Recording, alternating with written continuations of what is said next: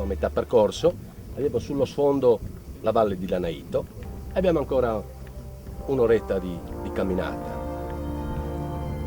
Un monte strano, un monte diciamo che ha la cima con pareti verticali e ha solo 2 passaggi per salire sopra. Noi adesso all'andata faremo da ovest un passaggio interessante, una strettoia che vedremo dopo, che dà l'idea, ecco, di una fortezza naturale. Il passaggio è obbligato da ovest ed è l'unico. Poi dopo vedremo, quando entreremo nella dolina, l'importanza e il perché l'uomo si era recato lì. Da 20 anni accompagniamo gente a fare camminate su questi monti, su questi massicci di calcare, l'area più vasta di calcare che abbiamo in Sardegna, chiamato il Supramonte. Abbiamo a ovest la cima del Corrasi, che è la cima più alta, 1500 metri circa. Monte Tiscali è più basso, siamo sui 500-550.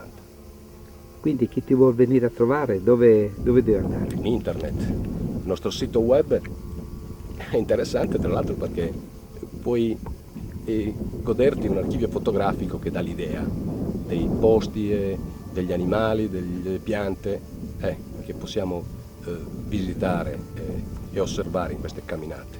Quindi innanzitutto bisogna arrivare ad Orgali. Certo, sì, la nostra base è ad Orgali. Che ci sono tante cose, quindi la cucina. Certo, oggi mangeremo i cibi tipici nostri, formaggi, salsicce e un bicchiere di cannonau. In compagnia degli amici del posto? Certo, no, oggi abbiamo anche degli ospiti dalla Finlandia.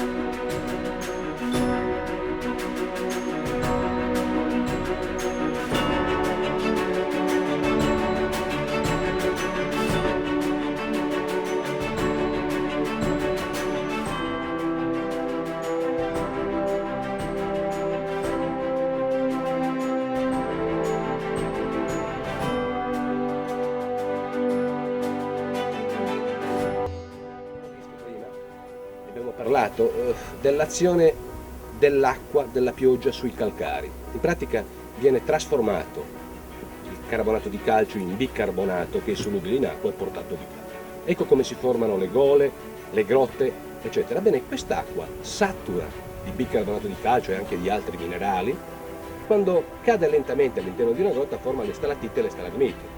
Ma se quest'acqua satura di sali viene fuori alla luce in una parete verticale o strapiombante, lì forma ugualmente una concrezione. Solo che può succedere che il vento o un uccello lascia un seme dove fuoriesce quest'acqua satura di sali e da lì può nascere una pianta, un albero, qualsiasi forma vegetale e quindi non hanno bisogno di terra, ma è più che sufficiente questo liquido saturo perfetto per le piante. Bene, quando una pianta viene a crescere direttamente sulla roccia, È come accendere la miccia a una bomba, piano piano, ma il risultato finale sarà un'esplosione, è una bomba rallentatore. E questo è l'esempio chiaro. Il Gineto qui con i secoli piano piano ha fatto crollare questi macigni. Oggi si capisce che l'erosione sui calcari è più dovuta alla vegetazione che gli cresce sopra che non all'erosione dell'acqua, che invece è un fenomeno lentissimo. Siamo dentro la dolina di Tiscali. La dolina, lo saprete, è uno dei fenomeni più interessanti del karsismo. La dolina si forma quando una grande grotta viene a trovarsi vicino all'esterno. Allora il terreno proprio può sprofondare a causa di questi grandi vuoti sottostanti. Questa dolina, dicono i geologi, che si sia formata lontano nel tempo, intorno ai 40 e 50 mila anni fa.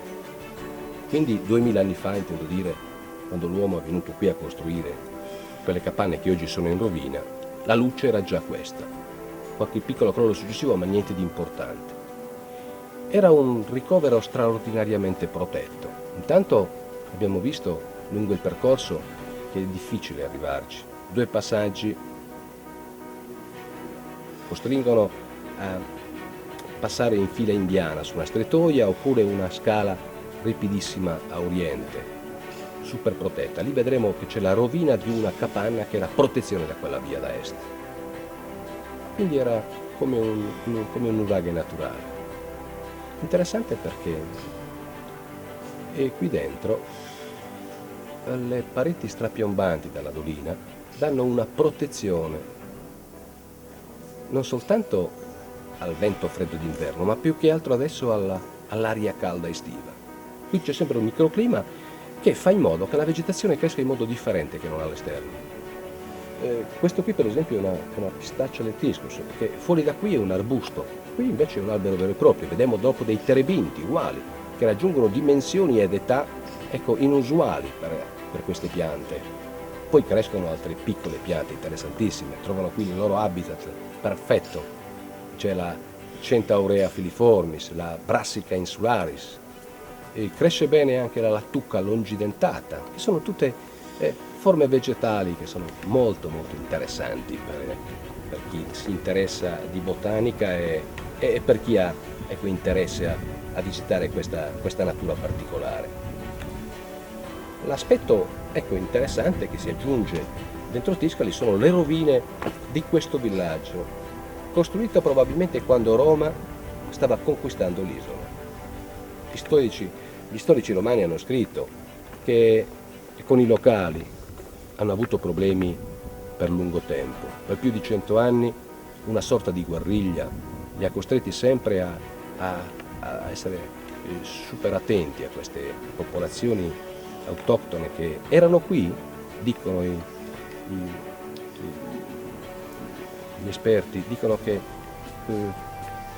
la popolazione sarda era qui nell'isola già dalla fine del Paleolitico. Datazioni al radiocarbonio di ossa umane ritrovate qui sotto in una piccola grotta, la grotta Corbettu, confermano che da 18.000 anni questa etnia era già in Sardegna.